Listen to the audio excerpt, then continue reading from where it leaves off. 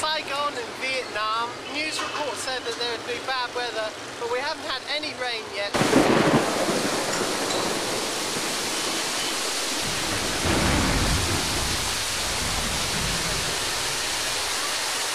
Within 15 minutes of the downpour, the road right in front of me is flooded for several centimetres.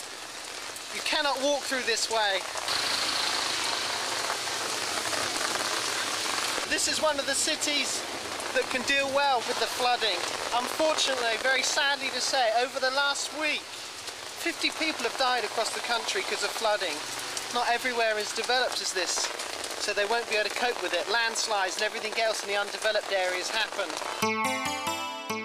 This nation has a population of around 80 million people. And since the end of the Vietnam War, the communists have continued the harsh persecution of Christians. Guarantees of religious freedom are simply empty promises. In 1989, this closed country opened its doors to the world, and in came a flood of foreign visitors and investment. Our plan, as usual, was to travel around the country overland. This meant practically being on the coach for 4 days, heading from the south to the north with stops in between. And on this part of the journey, we would have to sleep on the coach all night.